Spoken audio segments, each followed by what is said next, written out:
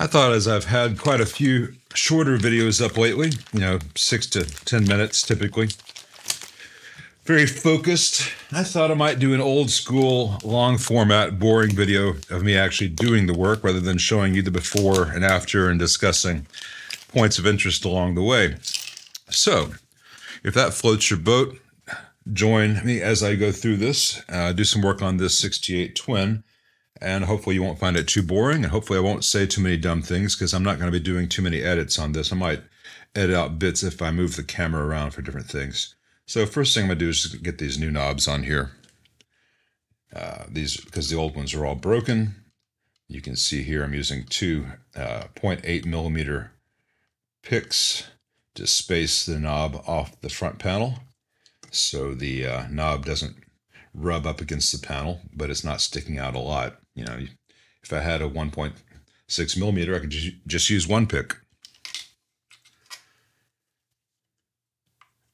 In a lot of the videos I've been doing recently, where I do keep the length short, because most people don't watch very long videos, I am aware that I might be giving the impression that, oh, the amp comes in, I do a 10-minute video showing what's wrong with it, what it needs done, and then another 10 minutes showing it all working, and that, fixing these amps takes 20 minutes. No, those 10 to 10-minute videos, especially the ones showing the after, that can be as much as 4 hours of work, if not more in some cases. Like that rusted out Bassman, that was a lot of time. And just making sure the knobs aren't rubbing. They're all pretty much exactly the same distance from the panel, which is nice. And I like to make sure that the one is aligned with the graphic on the faceplate. It may not really matter to a lot of people if, if, say, this one was here at 1 and this one was here at 1, or, on the other side. It would drive me nuts to look at. So, for my own sanity as much as anything else, but I think a lot of owners do appreciate just having all the things line up. But anyway, yeah, these things can take a lot more work than maybe people have been led to expect from these videos. Where's my other bag of knobs go? And these are the Fender genuine ones. There are some other less expensive knobs on the market that do much the same thing. I have found that they don't quite look as nice. Typically the print is often off. No one is making one that looks exactly like the old ones as far as the 8s and such, but better a working knob than a broken knob, and all the old broken knobs are in a bag, which will be returned with the amp. So if this amp is ever sold to some fanatical collector who wants to have all the old broken knobs, they will have them, and if they want to put them on the amp, they can. But eventually they're just going to completely fall to pieces, because that old plastic, it ages and degrades. Just nothing you can do about that.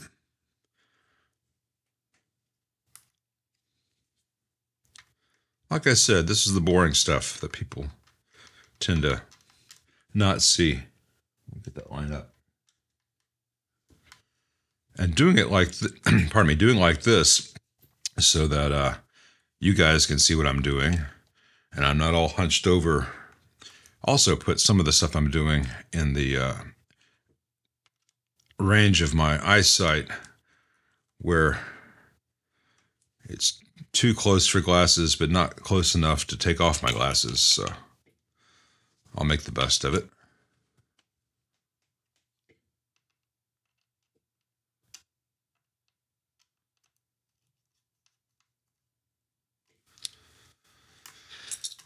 And just make sure they're all turning freely. Sometimes you'll get one that feels really rough. That means it's riding on the nut beneath it.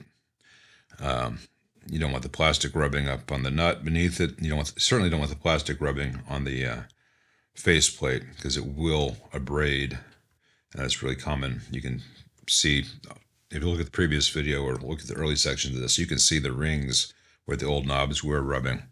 So this faceplate has been cleaned, all the jacks, the nuts, the switches have been cleaned, the screws, and this is looking very pretty now. So let's get set up to do, let's do the screen grid resistors next.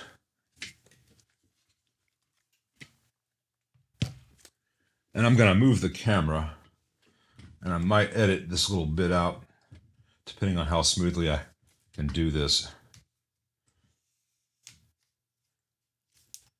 But I might not.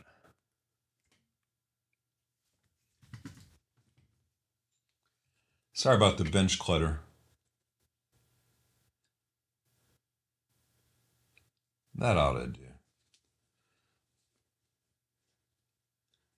Oh, a little bit bright. Let me bring the ISO down. The inside of these chassis can glare. It's always fun. Chassis, rather. So what I want to do now is I want to get these old screen grid resistors out and do it carefully. And a lot of the times what I'll have to do at the same time is I will move the wires going to the screens from the top. There are 2 holes in each one of these lugs. I'll move the wire from the top to the bottom so I have more room for the screen grid resistor. Let's see if I can do this cleanly on camera. The camera is a little bit where I need to be over here, but these 3 I can do. Let's see, the one that you can see most clearly is this one, so I'll start there.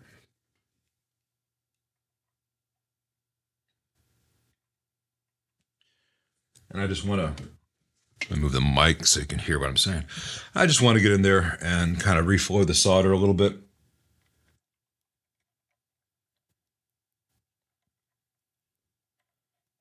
Adds a little flux to the old solder, reminds it that it is in fact solder and is capable of flowing. And I like this dental pick for this kind of stuff. Make sure I don't mess up the camera focus.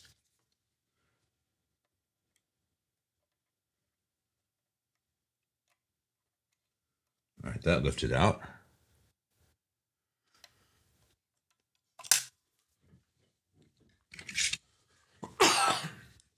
Pardon me.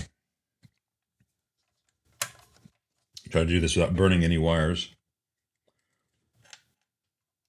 Get out of the way.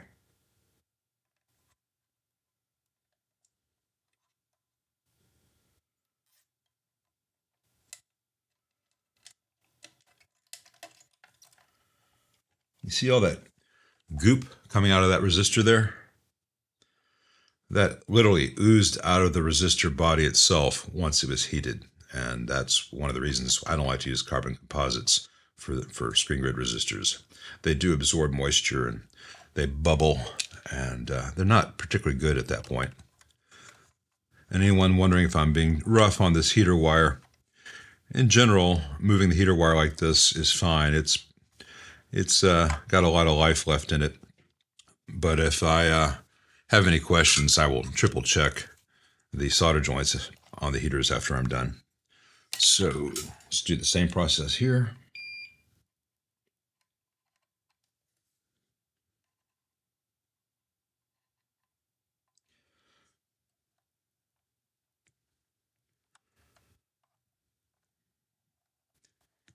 And I can predict that this will be a video that a lot of people will start to play, and then for various reasons won't. We'll stop watching at some point, probably in the first 5 to 10 minutes. So I will have a relatively low watch time count on this video. And that's okay. I can always do a "Is your Blues Junior about to blow up?" video and get tons of clicks and give, no interesting information. Yes, your Blues Junior is about to blow up. If by about to, I mean in the next 5 to 10 years. Might have already blown up. Notice I'm not using any force on the actual connections on the pin sockets. These little bits of metal, the tabs, the lugs, they can be a bit fragile, so I try not to use any mechanical force against them. It's one of the reasons I make sure that I'm adding a little bit of fresh solder and hence a bit of fresh flux to the old solder to make it flow easily. So when I go in here with this dental pick and I lift one end, once the solder is loose before I even pull, it should just lift right out. There it goes.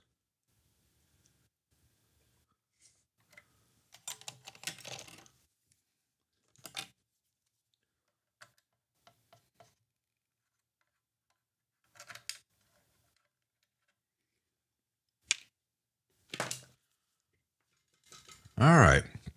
Now I want to get that old solder off pins 4 and 6 of each lug, of each socket rather.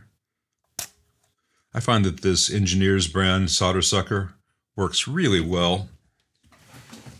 And yeah, Brad, my buddy Brad, has got a really cool solder sucker, and maybe I need to invest in a solder sucker for other things. But it is a noisy thing. And requires a lot of cleaning and filtering.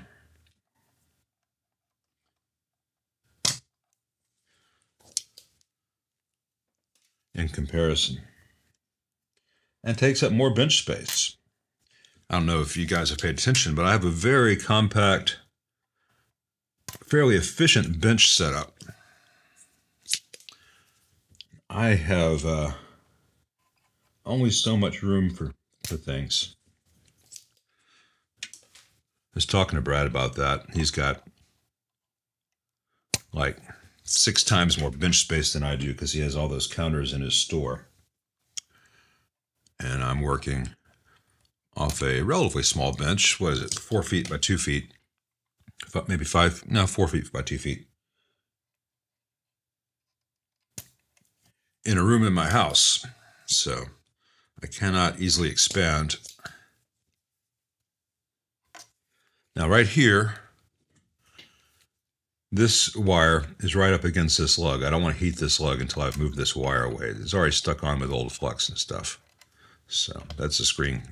That's a wire going from this screen grid to that screen grid. Not the screen to screen. Pardon me. 6. I won't have time to edit that out. The lug 6 to lug 6, which is where the resistor is attached. Lug 4 is actually where the screen is. Sorry. Pin 4, I should say, but on the socket, it's the lug, not the pin.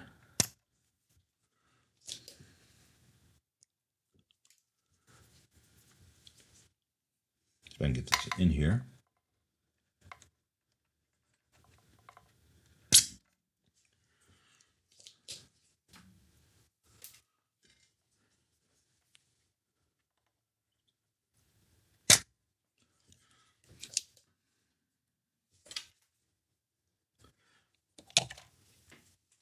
The pliers, here they are.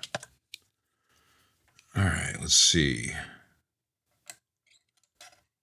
So I'm going to lift that wire out and remove the old solder down there on the bottom. I think you can probably see in the video that each one of these has a top hole and a bottom hole. And I want to have all the wires going from pin 6 to pin 6 down in the bottom hole, not the top hole. So that later when I add the screen grid, the new screen grid resistors, I have a place to, they'll physically fit. So let me start by putting, there's a little bit of stuff there. Okay, a bit of cloth. So sometimes these will get kind of corroded, and I'll go in there and clean them and tend them. These are actually okay.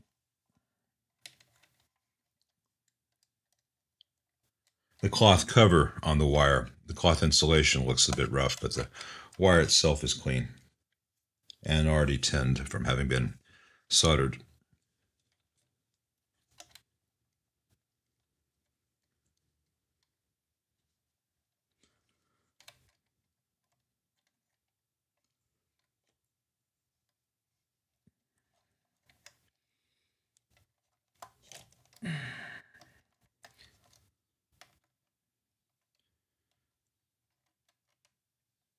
I'm bending these wires before I solder them, because I like to have a bit of mechanical connection, not just have the wire go through a hole and then be glued in place. So I'm going to add solder to these two that I've just done. But I'm just going to add a very small amount, because later I'm going to add the screen grid resistor. I'll be adding more solder. So just want to make sure that it's in place without a huge blob. And for some of this, I know I'm leaning over and getting away from the mic. So some parts of this will be more audible than others. Trimming off a little bit of excess just to make sure it doesn't touch the adjacent pin.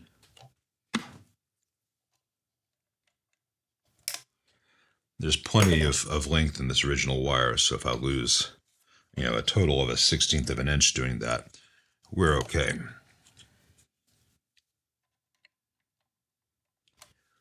This one's still got a little bit of solder there.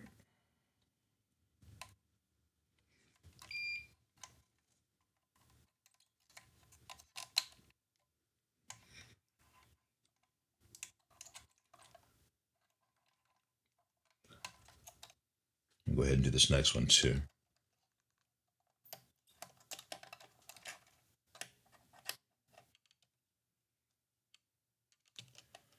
All right, I need to remove a little bit more solder from that one.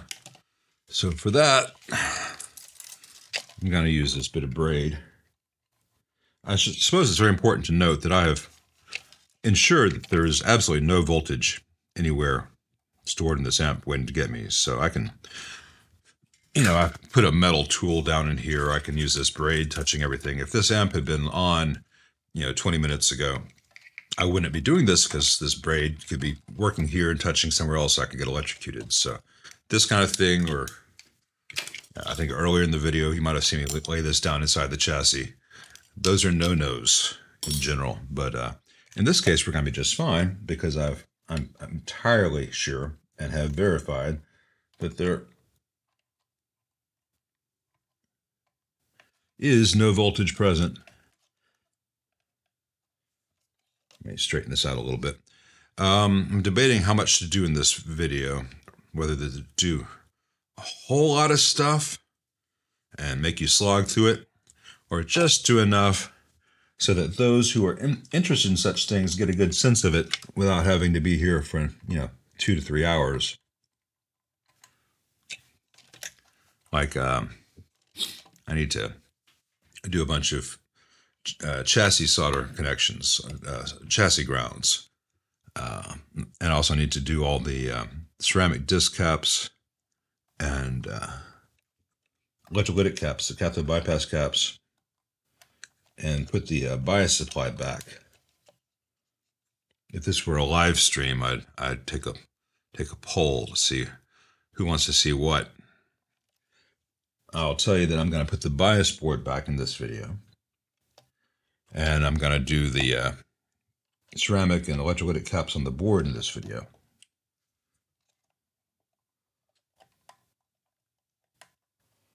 I'm not sure if we're going to get to the chassis grounds in this video. We shall see. All right, so these are all in place. A little bit of solder. Wait for the magic beep.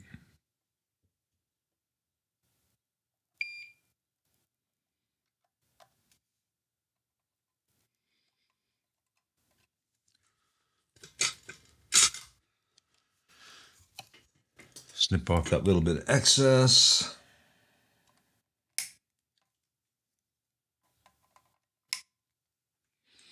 All right. Dress these wires a little bit neatly. Sorry, hitting the camera with my hand. And now let's measure those old screen grid resistors. Make sure they're still within range and fairly close to each other. Screen grid and grid stoppers on 6L6s and EL34s are the most common places to find drifted resistors because they're suspended over the output tube where there's a lot of heat. So this one I'm measuring 1.548. 1.59. So far, this is proving me wrong. They've not drifted at all. 1.594.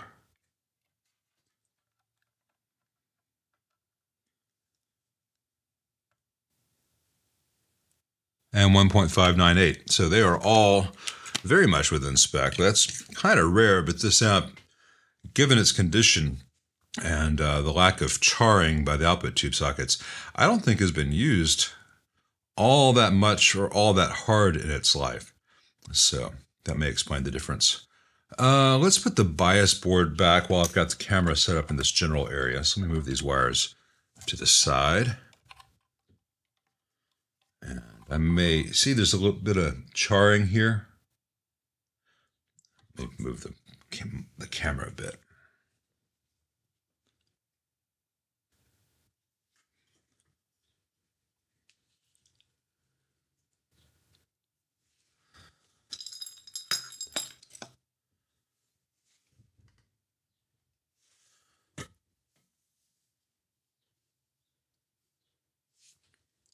See, there's a bit of charring or discoloration on this wire.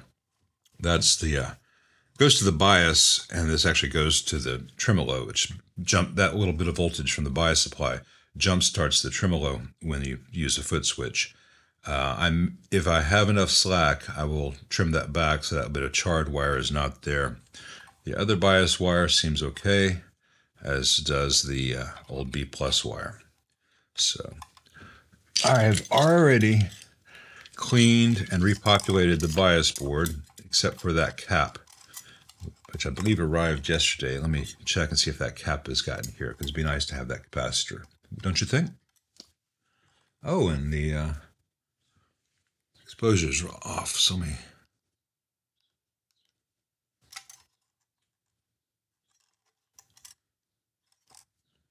tweak the focus too.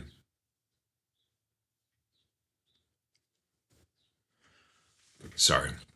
Usually I set all this up on a shot-by-shot basis for you guys, and then I, so you're not seeing this kind of stuff. I have an overhead bench set up. I've got a C-stand over the bench so I can mount the camera straight down, but then it's kind of boring because you don't get these up-close things. I can zoom to a large degree, but it's not quite the same thing as having the camera quite close. And with my lens, if I have the C-stand high enough that I can use one of the larger lens settings, like 35 to 50 millimeters, for a really nice, clean, wide-angle shot, and then I can't reach the camera. It's too high for me to make any adjustments on it. It'd be like 3 feet higher. It's already, 5.5 feet up in the air. When I'm sitting at the bench, I can just reach it here very easily. So I have to use the 16 millimeter setting on my camera, or 18 millimeter, at which point it kind of fish eyes. So being a one-man show, I've got to balance out good camera work with what I can do kind of on the fly without making crazy adjustments. So I want to center that, and I like to position these so that the actual value of the cap is legible. And I'll just kind of give an idea where I need to make the first bend for that to be centered. And then I'll do the second the same way. Sorry, I can't show you all this because I need to have some things close to me while I'm doing the pre-bending. I'll put this in here. Notice the positive end of this polarized cap, electrolytic, is to ground because this is a negative voltage supply on the bias. Then on the other side, I will bend these over, like so. You can see on the diodes and the other resistor, those little bits of the old lead that are visible. That gives you a nice mechanical support before solder is applied. And I'll snip off a bit of the excess while leaving that bit of, just that one little bit there for mechanical support.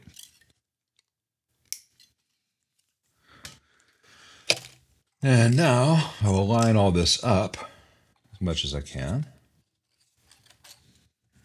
and see which way the backing board goes. Oh, I got it right the first try.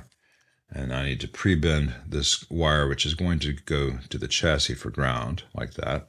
I've got some excess because bus wire is inexpensive, and I'd rather have more than I need and just snip off the excess than think that I've got enough and just not quite.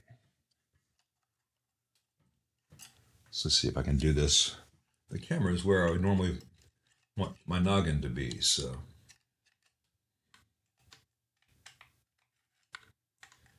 That's one lined up.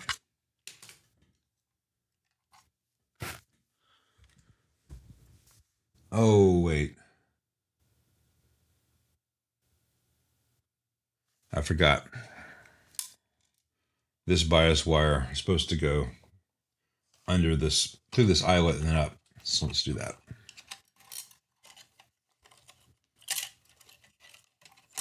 Actually, it's this bias wire, I believe, that does that, because it's the more critical. You don't want to lose your actual main bias supply connection. Whereas it's fine if the tremolo bias connection were to become disconnected. Your tremolo would just be slow to start back up once you use the foot switch. You'd say, huh, that's weird. Let me look at that. Oh, the wire's disconnected. Versus if the main bias becomes disconnected, you lose your output tubes and possibly your output transformer or other expensive things. So, all right. Let's line this up again. Sorry, normally I do this thing without thinking about it, but because I'm aware that I'm filming and feeling the need to say things from time to time, so it's not just total dead air for the 3 people that have probably watched this far. I forgot. Let's get that to line up.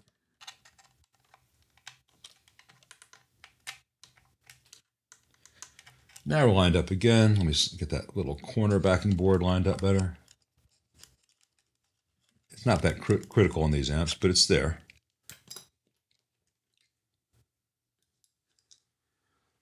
Now, what did I do with that screw I just had? Well, I guess I'll find it in a minute. Let's start this one. Now I see where it is. And I know this is riveting to watch my left hand blocking the view, but I have to hold it down till I get this first screw started.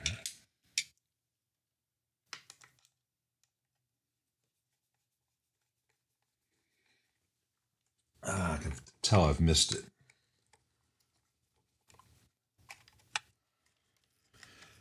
Let's try this again.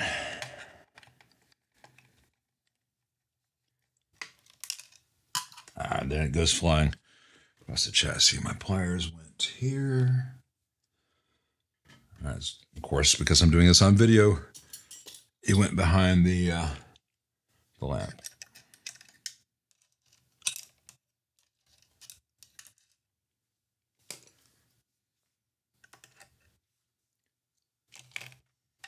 It's not my first time, believe me, but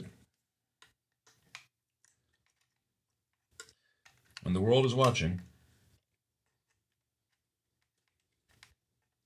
or not, as is more likely in a long video like this.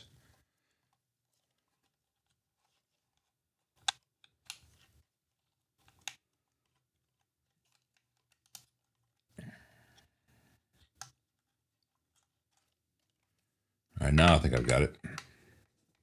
Yeah. All right, the next one.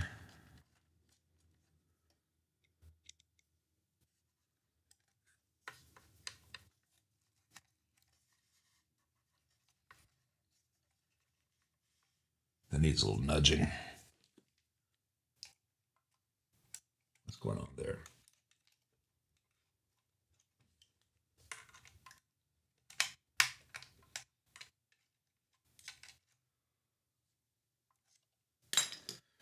This would be so much easier if the camera were almost anywhere else.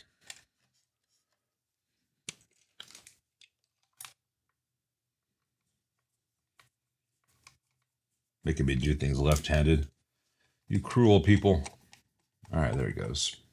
Before I tighten it, I want to line up that sliding board in the back corner first, just so it visually lines up, because it bothers me.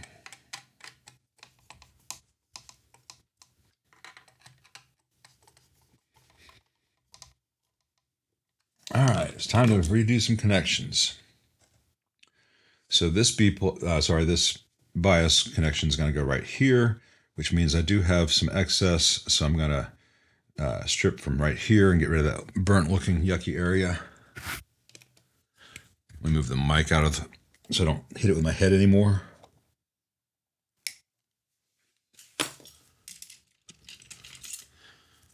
Now, yeah, technically this is pushback wire, but this stuff is trimmable too. The stuff that they use in 68 trims pretty easily. All right, nice fresh bit of wire there. I'm going to tin it, and then I've got a little bit of excess to trim off.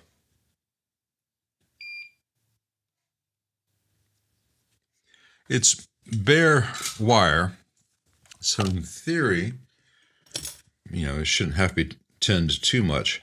I tinned it mostly because I knew that would get off any dirt or contaminants on the wire and give us a nice clean connection. Let's see if I can do this and still let you see it.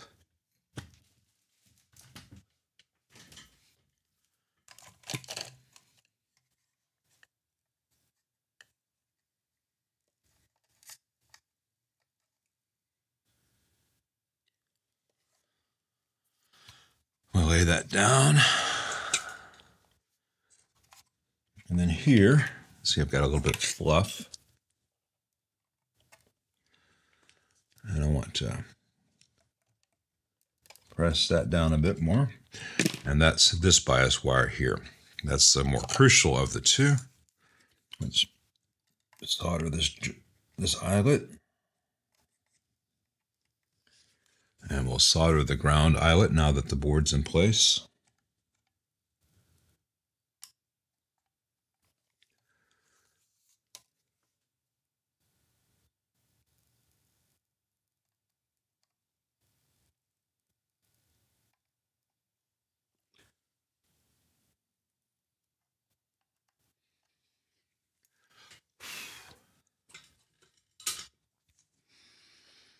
Now we'll attach the B+.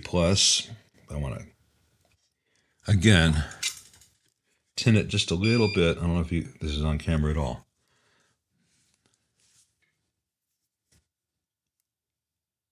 Keep losing the focus, sorry.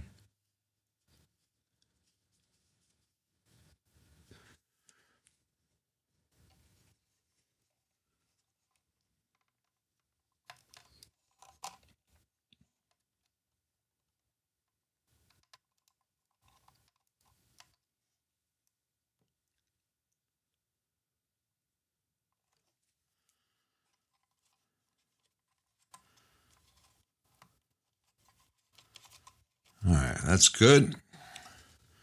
Now it's time to reattach these wires. So this one is the bias tap, and these two are the HT.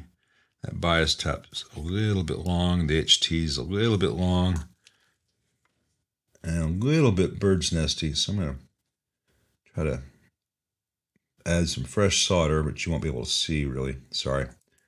There's what the camera needs to see, and there's what I need to see to be able to do the work. And for the owner's sake, sometimes the camera experience is going to have to lose out.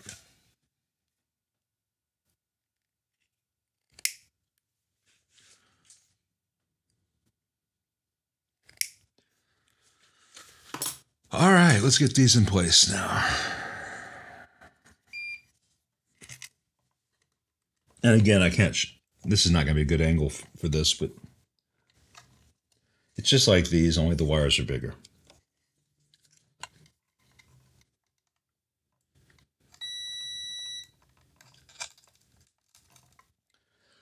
That annoying beep was the sound of my meter shutting off to preserve its battery.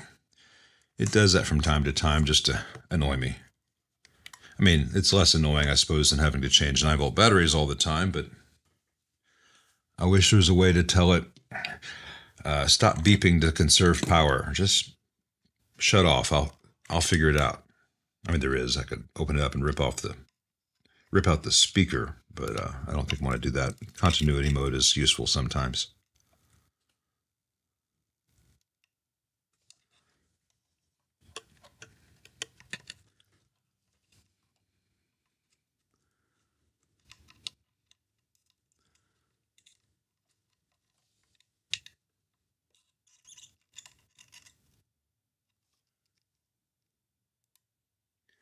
You may notice that I'm holding them in place for, 10 seconds or so before I let go of them.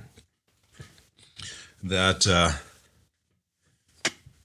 keeps the solder from being disturbed, because that solder stays hot for a little bit. And if you let things move around in that still hot solder, you'll get air bubbles and grainy joints and bad connections. There's a little bit of flux on the board from where I just did all that, so I like to go in here at this point and clean up that little bit of flux. Compared to a lot of original Fenders, it's a very small amount of flux that doesn't really matter. But I'm persnickety and it only takes a second to do. All right, so that's in place. And where's my pliers? Later, can you see what I'm doing here? That's in place, and later I will trim this wire and curve it around to go to right here. I have not put the solder connection to the chassis there yet. I'll do that later. Let's go ahead and work on some ceramic disc caps and cathode bypass caps on the main amp, the main board.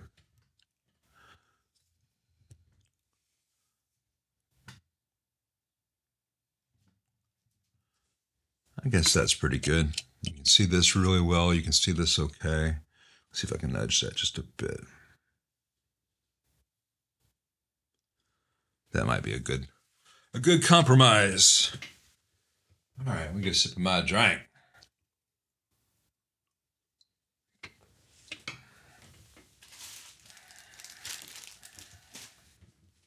Just a second, I gotta get the caps that are necessary out.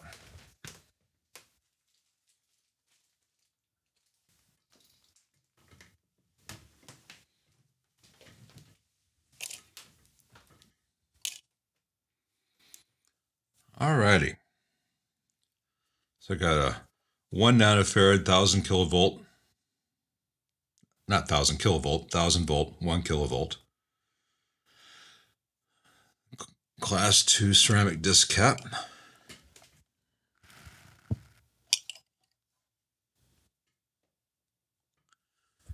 Move the microphone while I'm doing this, so maybe you'll hear me better. It's Mr. Microphone. Hey, good looking, pick you up later.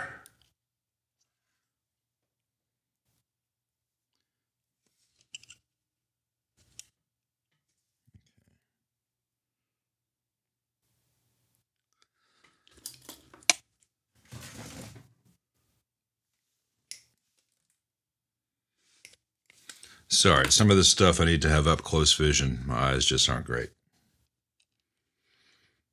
Supposed to wear bifocals, but I've not been able to take that plunge yet.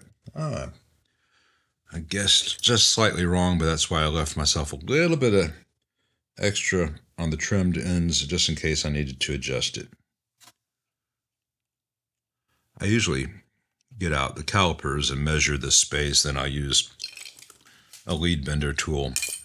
But I was trying to go fast for you guys, and I failed.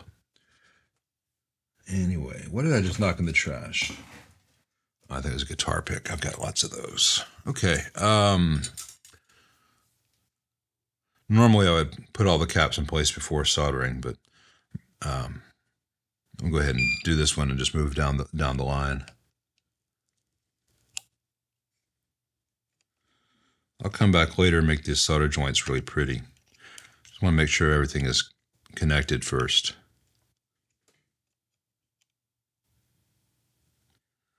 That little fillet of solder we're The solder is just filling the eyelet, and all the components have solder on them.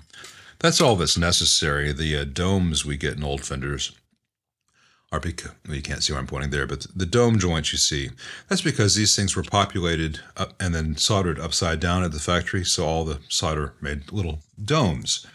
And I replicate that after the fact, but as far as mil spec goes, in terms of doing the actual job, all you need is that solder to fill the eyelet and tie everything together. All right, so we're going to do 10-10 on the LFO. On some fenders, I'll do, the original is 20-10-10. On some fenders, I'll do 20-20-10 or even 30-20-10 or 30-10-10, just to give a slower minimum speed. But in this case, we're not going to. I'm going to get it back to spec, and then if the owner wants it slow at that point, it's easy to change one cap. Let's see, I don't need to have that much. Sorry, I'm trying to do too many things while talking and being aware of the need to fill dead space. So I measured that wrong. That's all I need.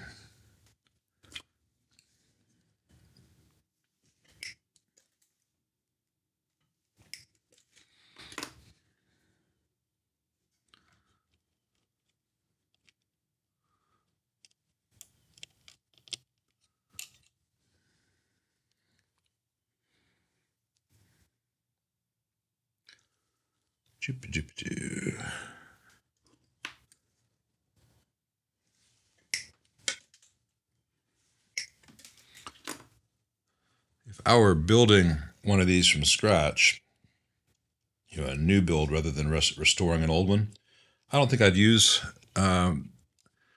these particular ceramic disc caps in the LFO, because there is a multi-layered dip cap from Murata, which is really nice for this purpose. There's no audio going through it. It just needs to be a capacitor. There's nothing else going on with it. And they're much physically smaller, and they're rated for 2 kilovolts. I like to use those in such things versus these more replicas of what Leo did. But since this is an app that Leo did, I think a replica of sorts is apropos. Now, there are some really cheap ceramic disc caps on the market that physically look a lot more like what Leo used, but I have found that they are prone to failure, just like the originals, but in a much more accelerated amount of time than the originals did. So I'm not a huge fan of using those. Ask me how I found out.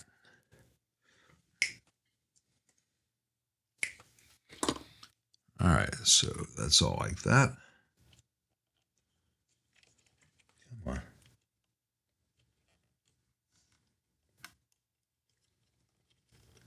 That one fell down a little bit. I don't want that.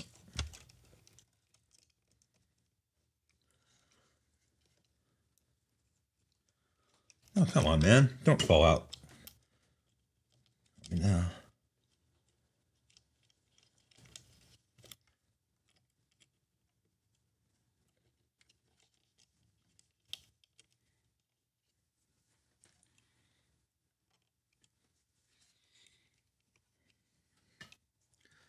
All right, get some solder in there.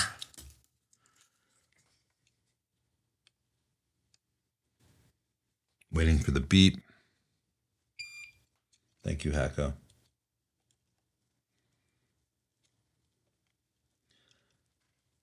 I need to get out the owner's manual for the Hacko 951. Let's see if I can give it more of a delay between timeouts. I do enjoy the concept of prolonging the life of the tip.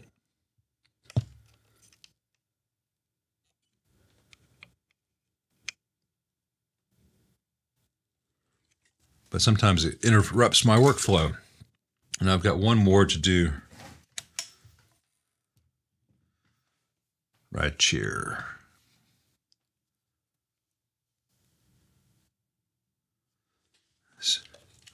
This is a 20 nanofarad cap in the AB763 originals, starting in 64, possibly late 63. They were always ceramic disc caps. They do fail. The original ones do fail from time to time or become very microphonic and are usually replaced with film caps. But a film cap does not sound or behave the same as a Class II ceramic disc in that position. And I've gone through Fender builds and experimented with pretty much every variable I could think of. Like, all right, I'm going to try ceramic here and try a real high quality COG ceramic versus a Class II versus a cheap thing versus film versus silver mica and resistor types, both material and wattage and all that. And I found that in certain parts of the Fender circuit, it almost doesn't matter what you use, but in certain places it does. And there is a slight quality to the distortion. And by distortion, I don't mean like Metallica. I mean that the sound that our ears still perceive as clean with these is actually not clean. There's distortion happening at a certain point, and it makes things sound interesting to us and kind of airy. And it's a big part of what makes certain old Fenders really sound fantastic. And other Fenders where everything is done right, scientifically, should be great. It sounds fine. It just sounds a bit clinical, a bit boring. Now that can be taken to the point of being hyperbolic. I don't think serves anyone well. But, people like to make big statements online and have arguments about such things. And it's not always worth arguing about. Now, I think I am going to take a pause on my end and go make lunch. It's 11:22 as I film this, and it's 12:22, and I'm a bit hungry. So I'm going to pause this and take up right back at this spot, and then we'll move over and start doing the cathode bypass caps. Okay, picking up exactly where we left off. Let's move down here a bit. I'm going to start with the V5B cathode bypass cap. This is the easiest one to install. Now, in the old Fender schematic, it shows a 25 microfarad. Most of the ones that actually left the factory had a 5, or at least a large number of them, had a 5 microfarad, not a 25 microfarad. And what that does for you is mean that when you turn the speed knob, especially at the higher speeds, you have a much greater correlation between the movement of the knob and the actual change in the tremolo speed, vibrato speed. Leo got tremolo and vibrato reversed. The synchronized tremolo on a Strat is actually a vibrato, and the vibrato in one of these Fender amps is actually a tremolo. But bygones. So that's all lined up. If you use the 25 microfarad cap and you increase the speed quickly, the tremolo actually stops. You don't hear it, and then it catches up to you. It takes a while to catch up. So by decreasing the value of this 25 microfarad cap to 5 microfarad, or in the modern version here, 4.7, you turn the speed knob, the speed increases. There's no lag, there's no cutout. And again, I like to position the caps so that the value can be read, so that if anyone wonders, hey, what is that? They can see it. Waiting for the beep again. There it goes. All right.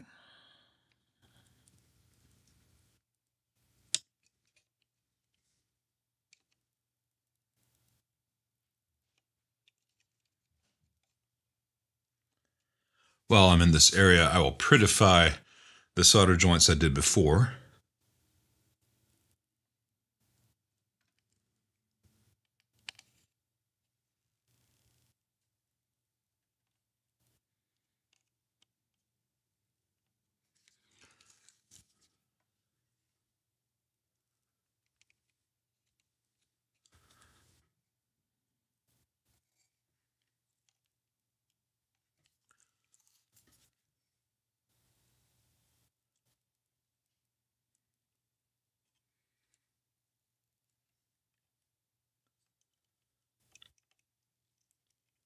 This kind of makes it look like the old domed original solder joints.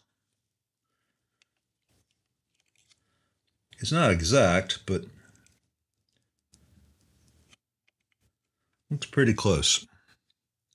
One way to do it exactly would be to have the board upside down, out of the amp upside down, and to have the exact same diameter wire that they, solder that they used, and the exact same tip size and temperature that they used. And that's not really worth chasing that down. All right, let's do some of the cathode bypass caps to replace the old dual sections. Let me move the camera a little bit for you.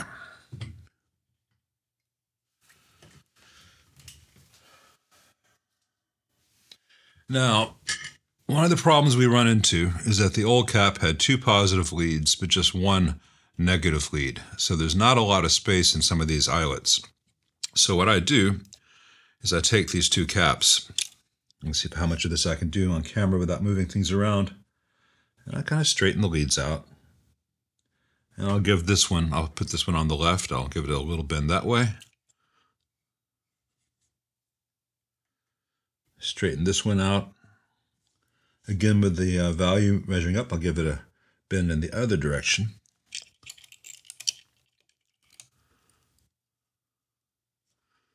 Then I will hold them against each other, like that. Try to get them all lined up. And I'll try to get them more or less centered. And then I'll twist them around 4 times.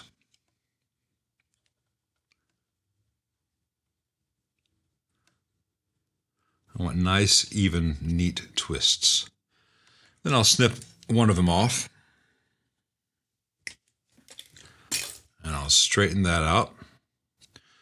Then I will tin that twisted section. See, I guess you probably want to see this as much as possible.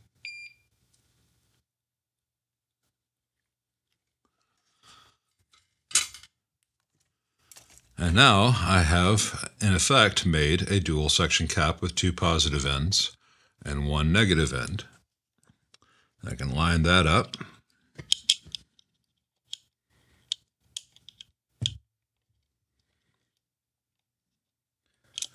And put it in place. Again, I want to have it more or less centered on the resistors, though sometimes the resistors are not centered on the board. I want to make sure I don't have any excess. Yeah, a little extra length at that bend.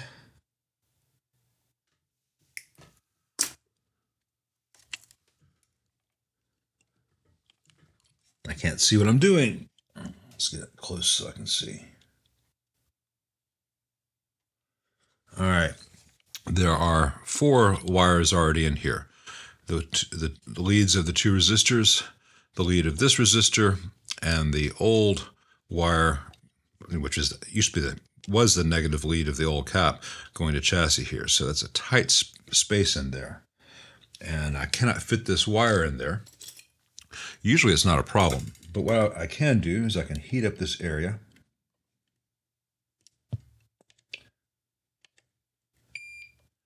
And use my old friend the dental pick to kind of move things around a bit. Just to make a space. Okay, it's got some remaining solder in there, filling in the gaps. Where's my braid?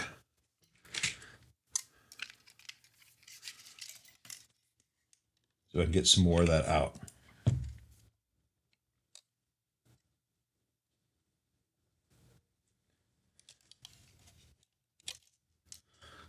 That's better.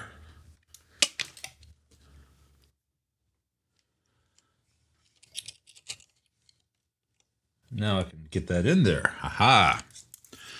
Apply some solder there, just a little bit.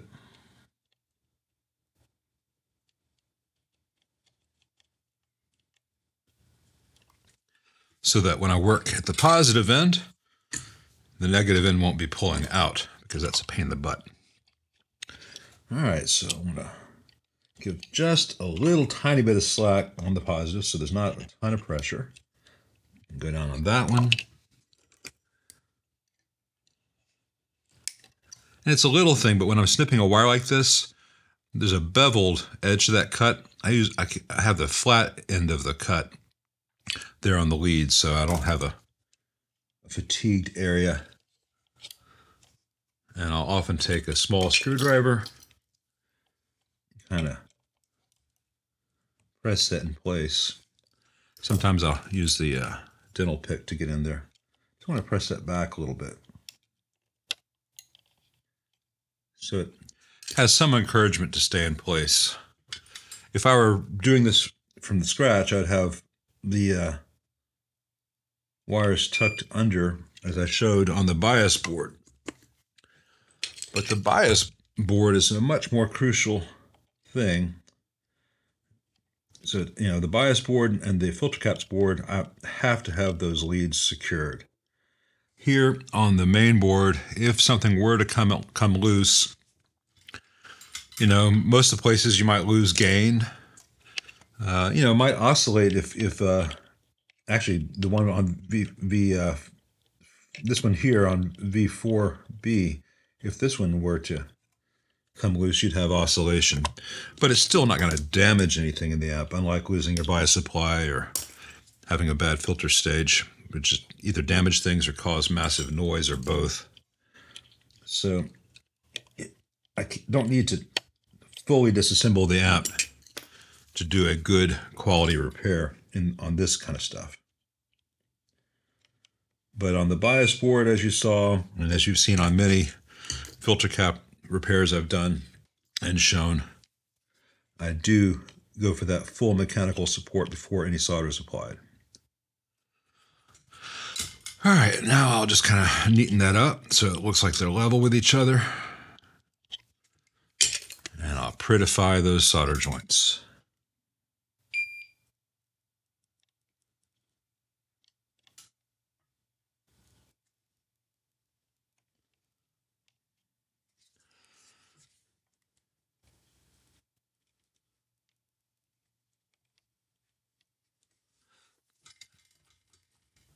All right, well, that is two of the remaining. There are four more remaining, but I've done these three. There are four remaining, but the other two are going to be just like this. And this has been a long video, and I don't think very many people will have watched the entire thing. For those of you who have, I appreciate it. So I'm not going to continue this video right now with more of this, because you'll just be seeing this again twice more. Actually, I'm going to do one thing. There's a little bit of a solder bit there. I'm going to smooth out just because it bothers me. So I'm going to do this again 2 more times, and probably in the second video, or actually the fourth video on this app, I'll do the filter caps and the screen grid resistors and the chassis grounds, but that'll be done in a more standard short form video with all these little bits edited out, you know, the actual labor. But I thought it might be fun to go back kind of to the early days of the channel where you see me do all this kind of stuff. And in this case, in actual real time. I mean, I did take a break for a sandwich, but I picked right back up where I was. So let me know if you have any questions on what you've seen here. And for those of you who have seen how I make the pretty domed solder joints, don't tell the people who haven't seen this video. You know, this is something you have to earn. And congratulations if you watched the whole thing. You've earned it. I appreciate that. If you've watched the whole thing, put "have a banana" in the comments and make the other people feel jealous because they won't know what you're talking about. Until the next much shorter, more sane video, thanks for watching.